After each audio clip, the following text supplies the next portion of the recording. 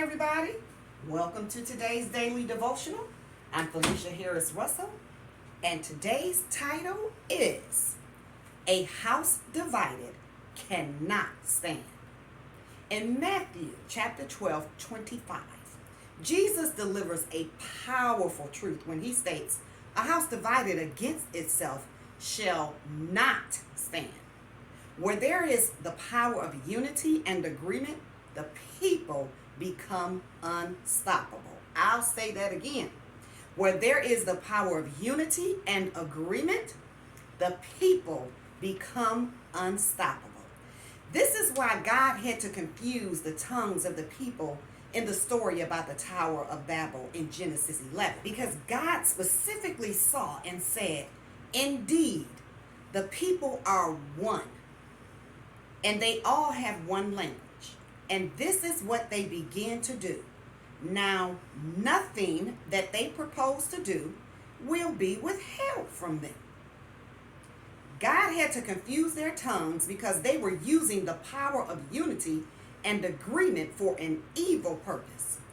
But imagine when we are unified and on one accord for good, we become an unbeatable force. This is why Satan works overtime to bring strife and discord into our homes, our marriages between husbands and wives, and into our churches and our businesses, because he knows that if we become one, unified, and on one accord, he's in trouble. His kingdom will suffer some serious blows and setbacks. But when we are divided, we suffer serious blows and setbacks. Let me give you an example from my own life. I noticed that when my husband and I, we would have some intense moments of fellowship, as they say. In other words, we were arguing. I mean, going at it. There was nothing pretty cute about it at all. It was mean and vicious. And we were doing that kind of arguing one day, and though we were in the car driving, and all of a sudden, I kid you not, the wheel came off the car. The wheel came off the car. Thank God we were not on the highway, because that could have been devastating. But I couldn't believe it. And it was like, it came home for me, Felicia.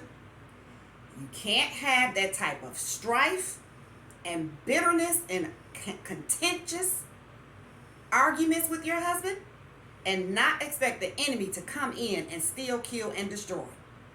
So we have to nip those things in the bud and learn to work out our differences constructively. We have differences, but we have to learn to work those out constructively.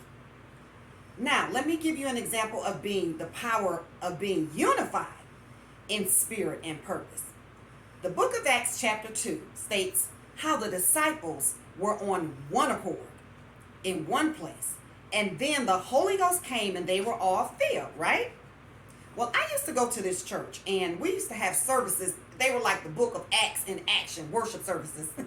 People were getting saved by the dozens. And even that Bible study on Wednesday, this was happening. They were getting healed, delivered, filled with the Holy Ghost. I mean, so much more. It was absolutely amazing. But not only did those things take place at the worship services, but when we would fellowship outside the church, in our individual homes with one another, the same things were happening. People were getting healed. People were getting saved, delivered, filled with the Holy Ghost, and so much more. So our friends or our coworkers who maybe wouldn't have come to church with us, they may have come to a fellowship, and man, their lives were changed. It was absolutely incredible. So that's what being unified, that's an example of what being unified and on one accord can do, right?